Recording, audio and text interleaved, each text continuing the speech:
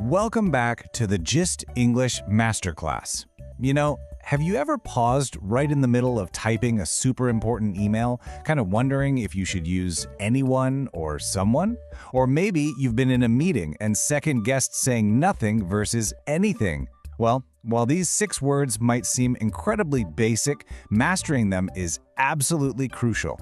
Today, we are going to lock down these indefinite pronouns once and for all so your professional communication is always clear, precise, and confident. So, the stakes today, it's all about communicating with clearer, smoother, and honestly just much more natural English in the workplace. We hear these words constantly in phone calls, interviews, and corporate conversations, right? But using them with absolute precision, that is exactly what separates good communicators from truly great ones. Okay, here is our agenda for today. 1. Mastering the people pronouns. 2. Mastering the thing pronouns. 3. Seeing a workplace conversation in action. 4. Common mistakes to avoid. And 5. Our final review and takeaways. Let's get right into it. Section 1. Mastering the people pronouns. We're grouping no one, anyone, and someone. First up is no one. The definition here is incredibly straightforward. It means 0 people. We use no one when we want to definitively state that not a single person performed an action. It's an absolute, literally 0 people. And here is how you actually apply that in a professional context. Think about saying, no one answered the phone, or no one replied to my email, or no one from the finance department was available. This clearly tells your team that 0 people responded to you or attended a meeting. There's no room for confusion here because the answer is, well, nobody. Next is anyone, which simply translates to any person. Now, in a highly collaborative environment, this word is a real game changer. It's extremely versatile. It doesn't pinpoint a specific individual. Instead, it opens the floor up to the entire group or represents an unspecified person in a certain scenario. You're going to use this one constantly. For instance, when you're asking questions in meetings. Did anyone contact the client? Or when you're formulating negative sentences, I did not speak to anyone, meaning 0 people were spoken to. You can also use it to show that everyone has permission, right? Like, anyone can join the training session. It is basically your go-to word for open questions and universal access. Moving right along, we have someone.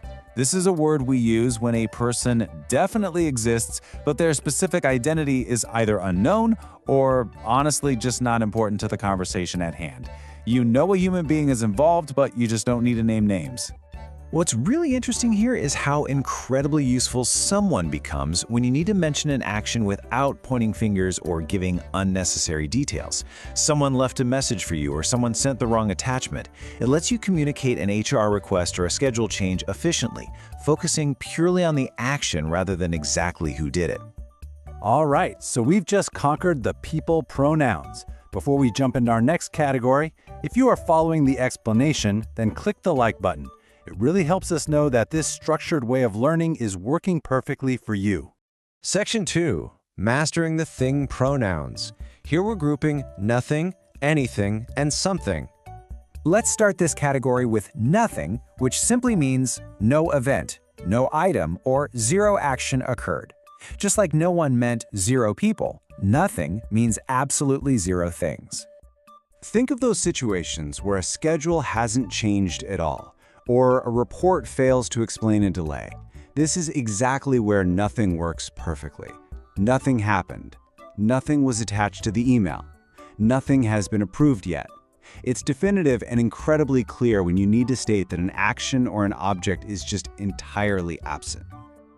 Next up is anything.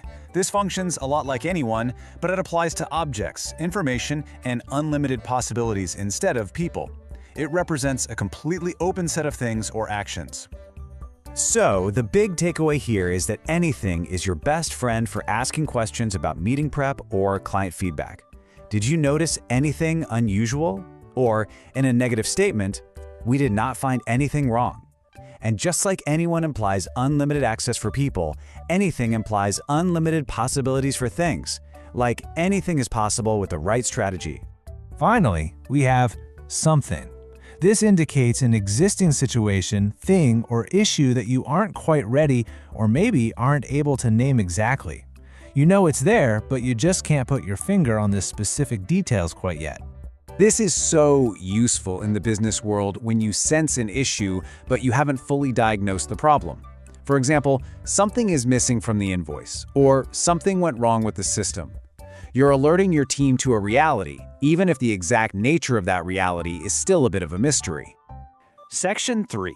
Workplace conversation in action. Let's see these words in their natural habitat. Okay, let's see how this all builds in a real rapid-fire conversation. Imagine a manager says, "Did anyone call?" And the assistant replies, "Yes, someone from the supplier called." Manager, "Did they say anything important?" Assistant, "They said something about a delay."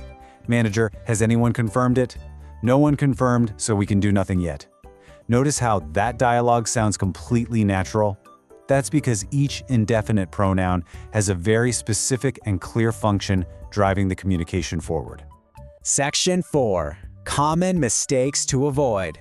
Specifically, eliminating the double negative. Now, this is absolutely the most critical grammatical pitfall to avoid. Standard English does not accept two negative ideas in the exact same sentence. You cannot pair not with nothing. So saying, "I did not receive nothing" is a big mistake. Instead, you have to choose. Either pair a negative verb with anything, so "I did not receive anything," or use a positive verb with nothing. "I received nothing." Both are perfectly correct, but you literally have to pick one lane and stick to it. Section 5. Final review and takeaways. Our masterclass summary. I want you to mentally categorize these words, almost like a puzzle. On one side, we have the people. No one is zero people. Any one is any person, used mostly in questions and negatives. Someone is an unknown person. Then on the other side, the things. Nothing is zero things or actions. Anything is anything, again for questions and negatives.